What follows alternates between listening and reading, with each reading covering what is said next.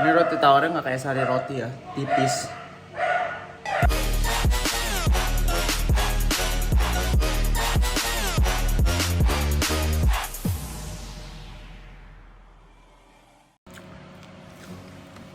Oke, halo WhatsApp guys, balik sama gue Stefan Diono, channel Bodybuilder. Hari Sabtu, hari dimana biasa orang cheat day. Kalian bisa sebut cheat day ya, tetap terkenalnya di Indo. Tapi kalau gue ini menerapkan protokol refeed. Ya sebenarnya sistemnya sama. Lu makan lebih banyak kalori di hari-hari tertentu yang udah lu memang rencanain untuk recovery, untuk lu lebih nyantai. Biar apa tujuannya? Biar badan lu psikologinya aman. Itu satu. Terus kedua, kalau refeed beda dengan cheat day adalah kita akan lebih fokus ke karbo. Ya, jadi kalau dari penelitian itu katanya tuh karbo yang paling bikin otak itu tenang ya. Yang bisa menenangkan psikologi pas lagi diet. Karena apa? Karena badan itu suka banget sama karbo. Karena dia sumber energi. Jadi pikirnya lu kekurangan karbo, lu lagi kekurangan energi, dia bakal melambat, bakal nyerang lu segala macam. Tapi makanya di saat-saat seperti ini masukin karbo. Paling banyak itu bisa kayak menipu badan ya, kayak nih kasih karbo banyak, oh lagi diet atau enggak sih ini sebenarnya gitu. Sebenarnya kayak gitu ya. Nah cuma cheat day itu sebenarnya sistemnya sama. Cuma bedanya adalah cheat day lu nggak berfokus ke karbo, jadi lu makan semuanya, tapi benar-benar lu nggak atur gitu. Kalau refeed lu akan atur, jadi lu tetap gak lebih dari maintenance lu, jadi damage-nya kecil. Oke, jadi sambil mulai gue ini lagi makan dada ayam pagi hari. Ini masih jam 9 pagi. Gue masih nyantai, gue gak mau habisin kalori dulu di awal. Gue masih mau makan yang lain nanti. Mungkin habis itu gue akan bikin French toast ya, pakai telur, pakai roti. Tapi kita lihat lah, habis gue selesai makan ayam dulu.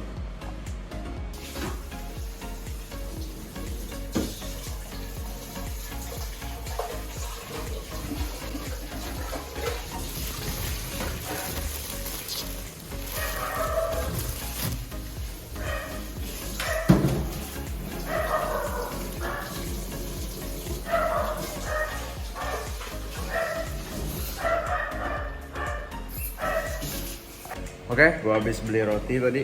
Jadi ya gue pakai roti tawar, yang tadi gue rekam. Ini roti tawarnya nggak kayak sari roti ya, tipis. Terus gue goreng jadi French toast. Ini French toastnya. Ini bakal gue makan sambil gue kasih topping. Nah toppingnya apa gue masih belum pikirin. Tapi yang pasti setiap topping nanti akan gue pakein timbangan pastinya ya. Ini gua makan tuh pakai telur doang masaknya. Gua nggak pakai mentega, gua nggak pakai minyak. Udah berisik banget anjing. Jadinya ini benar-benar gua tahan biar low fat banget ya dan biar low kalori. Tapi tetap aja, yang pasti hari ini target gua 3000 kalori ya. Jadi lumayan gede. Jadi gua punya banyak ruang. Tapi ini masih pagi, gua nggak mau habisin di pagi hari, oke? Makan dulu bos. Do not waste your food.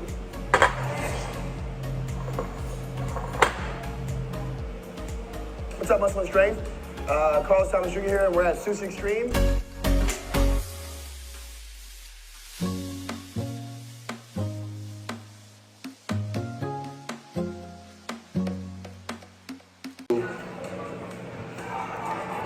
Oke, jadi buat yang kalian yang ngikutin Instagram gua, pasti tahu kalau gua kemarin Sabtu itu gua makan bakso sama mie ini. Jadi gua tetap hitung kalori ya, batas gua di 3000. Itu buat hari Sabtu dan besoknya hari Minggu ya. Jadi gua akan makan seperti ini bebas, tapi tetap gua cukupin protein. Kalian bisa lihat gua makan nggak sembarangan, gua pilih yang tentunya bisa penuhi nutrisi gua dan gua emang suka. Ini terkenal banget, kalian boleh coba. Oke, sorry guys, tapi gue nggak rekamin semua makanan gue dari kemarin. Soalnya beberapa waktu ya, dimana handphone gue tiba-tiba baterainya habis. Jadi gue nggak bisa rekam. Gue cuma bisa rekam bagian-bagian penting kayak misalnya olahraga gue. Tapi pas lagi makan, gue kadang suka lost ya. Nah, jadi di topik kali ini kita bahas aja. Ini sebenarnya topik diet. Apakah lo benar-benar harus menjauhi makanan-makanan yang tepungan? Ya, tepung-tepung. Jadi ada dokter diet ya yang sekarang lagi terkenal banget.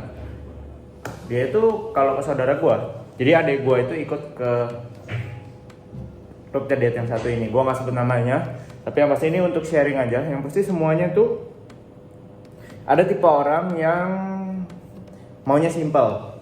Maksudnya dia udah ngalamin rasanya pahit, manisnya dalam perdietan. Jadi dia tahu, kayak gue udah tahu nih, ada orang-orang, sekelompok orang yang mungkin di awal itu merasa mereka tuh udah terlalu gendut. Dan mereka kalau misalnya dikasih yang ribet-ribet, terus hasilnya pelan, kayak by the way yang gue ajarin selalu ya, kayak fat loss, lu jangan cepet, terus lu harus konsisten olahraga, itu biasa mereka nggak mau ya, sama seperti adik gue. Jadi memang kita punya pikiran yang berbeda ya, karena maksudnya itu semua mindset setiap orang, dan kadang orang maunya instan gitu. Makanya adik gue ke dokter, walaupun gue udah bilang jangan juga, tapi ya namanya juga pengalaman setiap orang ya, dia juga mau coba ya silahkan gitu, asal belajar. Oke, jadi di dokter itu dia akan saranin untuk lo kalau bisa tuh jauhi tepung-tepungan dan juga jauhi makanan-makanan yang bergula. Dengan konteks lo kalau bisa dalam 1 bulan itu jauhin semuanya itu dalam sebulan ya benar-benar, dan lo akan melihat hasil yang signifikan gitu. Nah, sebenarnya kenapa gitu? Dan adek gue memang turun berapa ya? Gue nggak tahu turun berapa sih, tapi dari bentuk badannya sih berubah. Memang dulu adek gue gendut banget. Nah, karena memang makanan bertepung seperti roti-rotian, kue-kuean, mie itu yang gua makan barusan di cheat meal gua, itu kalian bisa lihat ya, itu semua adalah makanan-makanan yang proses banget. Nah, prosesnya tuh kenapa? Apakah proses yang bikin kita jadi gemuk? Bukan. Tapi karena gini loh, lu dari tadinya makan gandum, tepung itu pokoknya dari tumbuhan lah, tepung itu. Terus dia udah dipotong kecil-kecil jadi bubukan. Lu bisa tahu. Bubuknya itu lu campur air, lu campur masih telur, lu masih campur pakai gula, kalau kayak kue-kue masih pakai mentega. Itu dibikin, diracik semuanya dan dibentuk jadi ukurannya itu yang kalian lihat, yang kue-kuean. Kadang bisa jadi gede, kadang bisa jadi panjang-panjang kayak mie. Yang pasti itu hasil proses dari campuran berbagai macam bahan. Jadi yang membuat makanan-makanan itu kalorinya gede-gede, teman-teman. Karena ya campuran dari banyak banget bahannya. Ada tepung, ada gula, ada mentega yang barusan gue sebut lah. Dan semuanya itu, apalagi ada campuran gula, pas kita makan itu rasanya emang akan sangat enak. Karena ingat yang selalu gue ajarin, gula itu bikin lu kecanduan. Nah, gula itu bikin kecanduan, makanya orang langsung bilang udah lu mending jangan makan gula, lu mending jauhi gula. Yang bikin gendut gula. Karena apa? Karena kalau lu kontrolnya gak bagus, kontrol diri lu gak bagus, apalagi pas lu diet, lu akan gampang untuk menjadikan itu sebagai hari cheat day. Lu akan merasa, aduh udahlah, hari ini udah makan kebanyakan, udah loss aja lah, semua dimakan. Otak lu gak bisa ngatur. Orang-orang yang seperti itu, dokter akan langsung saranin, lu mending jauhi gula. Titik, simple. Daripada kayak gua gini jelasin ke lu nih udah 3 menit, udah simple. Mereka cuma kayak gitu. Dan memang it works. Karena apa? Karena itu bikin lu menjauhi makanan-makanan yang bikin lu kecanduan, yang bikin lu mungkin akan cheat day. Nah, makanan-makanan yang lemak yang gue pernah jelasin di sebelumnya, lemak sendiri lu nggak mungkin akan kecanduan. Lu minum minyak nggak mungkin lu kecanduan minum minyak. Lu minum olive oil, lu nggak mungkin kecanduan minum olive oil doang.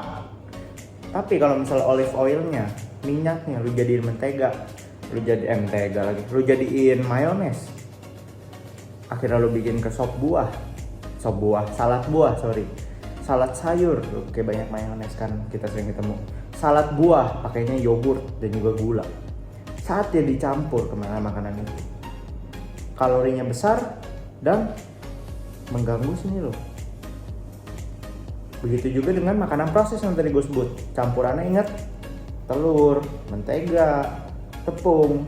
Tepung itu walaupun gak dikasih gula pasir, dia itu udah bentuk karbo. Karbo adalah gula. Bukan gula sih, tapi maksudnya sistemnya dia diproses di dalam tubuh tuh sama jadi karbo gitu.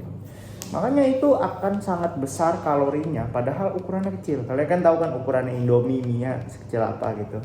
Terus kayak pasta pun juga ukurannya kecil kalau lo perhatiin sebenarnya. Orang yang lagi awal mulai diet pasti akan bilang, wow gede. Sekarang kita pakai perbandingan yang objektif. Sayur dan dan pasta. Coba lo bandingin dengan ukuran yang sama. Kalori yang sama, tapi dengan ukuran. Itu baru lo akan kelihatan. Lo baru akan bisa berpikir terbuka. Nah, makanya kalau misalnya lo untuk orang-orang yang kontrolnya buruk, yang maunya simpel aja, nggak pakai mikir, nggak pakai ngitung-ngitung, bener. Lo yang penting jauhi gula-gula, jauhi goreng-gorengan bertepung ya. kebanyakan orang pasti kalau gorengnya ayam gitu yang nggak pakai tepung-tepungan pasti nggak akan senikmat kalau makan ayam goreng di KFC. Karena ya ayam goreng KFC pakai tepung lagi yang gue bilang tadi. Jadi akan lebih nikmat. Tapi kalau lu kasihnya makan ayam goreng yang ayam benar-benar digoreng tok gitu, itu mungkin lo nggak akan makan sebanyak kalau lo makan KFC, dan kalorinya pun lebih rendah karena tepungnya nggak tebal gitu. Nah, makanya untuk lo yang kontrolnya buruk, lebih mending memang lo jauhi makanan-makanan seperti itu. Nah, untuk lo yang kontrolnya baik, tapi pas lagi diet, makin lama kontrol lo akan makin buruk. Karena ingat, lo lagi diet, psikologi lapar lo akan main. Jadi lo harus hati-hati di situ. Gua pun begitu. Di awal mula diet, gua akan selalu semangat, sama seperti kalian. Lewat 2 bulan, 3 bulan, 4 bulan, seterusnya lu akan mulai mati. Makanya kalau misalnya lu termasuk orang yang kontrol dirinya buruk, di sela-sela lu mulai gak kuat tuh mungkin adalah waktunya lu untuk stop dulu. Jangan dilanjutin. Karena kalau misalnya lu lanjutin, percuma juga. Lu sekarang akan dikira kan gua kan sekarang lagi diet, jadi gua gak makan. Ntar gua udah sampai tujuan gua udah di bawah, ya udah gua hajar lagi. Itu yang akan membuat lu dari sini balik lagi ke sini. Makanya tipe-tipe diet yang hanya memberikan simplisitas itu nggak ngajarin lu apa-apa, berakibat seperti itu. Berakibat lu hanya mau sesuatu yang instan, tapi lu sendiri nggak ngerti kenapa bisa begitu gitu. Makanya untuk kalian yang misalnya memang mau instan, langsung ikuti aja cara-cara yang memang sudah lumrah diikuti. Lu nggak perlu dokter, karena dokter akan saranin yang sama gitu. Makan bersih, kurangin gorengan, kurangin tepung-tepungan, kurangin gula, banyakin sayur dan buah. Jangan makan pas malam, karena di-cut kalorinya dari lu tadinya makan malam, sekarang cuma makan pagi, siang, sore, udah beres, lu akan turun. Nah, jeleknya cara-cara seperti itu adalah kalau lu stuck, lu nggak tahu lu mau ngapain.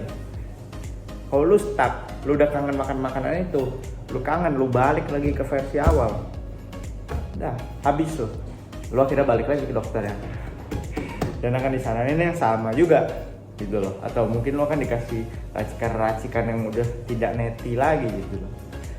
Nah, jadi itu termasuk pilihan kalian, tapi yang pasti gua dari sini tujuannya memang edukasi. Jadi yang pasti kalian mau tahu infonya seperti apa, gua kasih tahu, terus kalian semoga bisa belajar aja. Karena ya tujuan gua di channel ini memang hanya bikin kalian jadi sehat. Kita bikin negara kita jadi fitnessnya maju, fitness kita makin terdukung. Dan sekarang pun gue lihat dari progres sudah semakin baik, sudah ada semakin banyak catering yang menggunakan penghitungan kalori. Kalau catering bilang diet tapi ngehitungin kalori itu bullshit banget menurut gue. Nah, terus kayak mulai banyaknya suplemen-suplemen yang mulai ditonjolinnya dari segi nutrisi, bukan cuma dari segi influencernya doang. Itu sudah termasuk kemajuan yang oke sebenarnya. Termasuk ditambah banyak asosiasi fitness ya yang mulai berkeluaran. Jadi semoga di sini kita bisa saling membantu, saling membuat hidup ini semakin indah, dan pastinya semoga kita bisa menikmati hidup ini. Oke, sampai sini ya videonya. Kalau misalnya kalian suka jangan lupa di like, channel subscribe. Gue mungkin akan banyak bikin video soal gue makan ya, karena gue lagi diet begini. Mungkin akan jadi pengalaman juga dan sesuatu yang menarik untuk kalian semuanya. Oke, see you guys in the next video. Kalau misalnya kalian suka jangan lupa di like, di share, dan juga di subscribe. I'll see you guys in the next video. Jangan lupa kalau mau traktir kopi, kalau mau online coaching ada di link di bawah ini. See you guys next video. Bye bye.